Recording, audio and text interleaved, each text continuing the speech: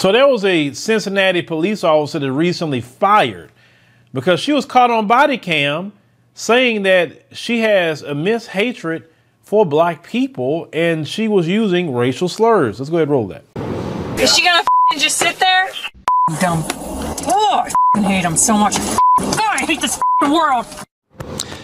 In an internal investigation report, Valentino said she was also frustrated due to other traffic in the area and people, quote, not taking her seriously. Today, the city manager's office approved Cincinnati's interim police chief, Teresa DG's request to fire Valentino. DG said this type of hateful speech won't be tolerated by anyone working for the police department. Now, she went on to say, quote, Officer Valentino's clear loss of her emotions and ready use of the racial slur tarnished her ability to work with any community member or member of the Cincinnati Police Department hurt by her hateful words. Fraternal Order of Police President Dan Hill's also responding tonight saying, quote, no Cincinnati police officer should use the N-word or any other racial slur, and anyone who does is wrong. This is a constant problem all over America. You can't just say, oh, it's the South, because, you know, they try to put all the racism on the South. No, like Malcolm X said, anything south of Canada is the South. In other words, the whole country is the South.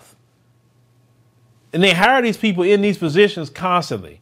How many times have we covered stories about them getting fired, getting exposed, text messages being put out, the things they're saying about black people? It's a constant thing that keep happening. And they know good and well they know how to screen for that. They can just do lie detector tests and ask one question. Have you ever, used, any kind of racial slurs, about any group of people? Have you used any kind of gender slurs?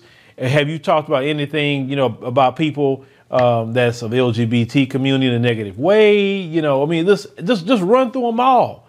And if they fail the test, well, then they fail. All right, you gonna hire them. You don't hire people with biases toward anybody.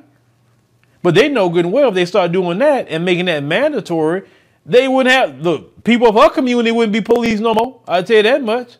Because that's one word they love to use. Like I told them, they learned that word at the age of 2. And how they learn it, because a lot of times it's spoken in their house. Now, I'm not saying it's spoken in all their houses, but a lot of times it's spoken in their house. And the child pick it up. Or if it's not spoken in their house, like directly, someone in their family, someone they know is using that word, the child hear it, pick it up. And then this is when you see the videos of kids going to daycare or pre-K at 2, 3, 4, calling a black child that word. They get it from their house. That's what it is. But my thing is to have that much venom and hatred toward anybody, it just isn't healthy just for you.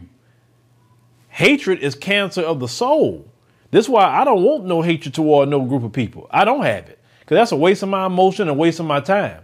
What I could be doing with myself is focusing on what I got going on and focus on improving my community, focus on improving, different things that we're trying to grow in our company, with doing things with my personal family and even help my wife's business grow. And so many different things that I can focus my energy on than having hatred for anybody. Because my attitude is this: if I don't like you, then I just don't mess with you. I don't talk about you. I don't entertain you. I leave you alone. That's it. I just leave you alone. I just say, okay, we don't get along, so let me go ahead and just kind of remove myself from the situation. I don't have to say nothing. I don't have to do nothing. No.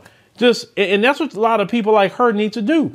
If you really don't like black American people like that, ma'am, there are certain states that you can move to in the United States of America that has a high population of people within your community, and there's a low population of people within mine. Move to those states and move to those cities. And that way you don't have to deal with them. And then you could be a police officer over there. I think that would be better for you. And you won't have to engage with too many, black people. I mean, I don't see an issue with that. Why do you feel that way and be in a city where there's a lot of black people? It doesn't make sense. It doesn't. That's how I would think if I was a person that didn't like black people like that. That's what I would do.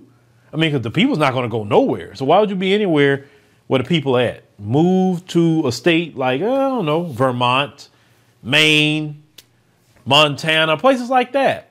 Move up there and then go be a police. And I think you'll fit just fine.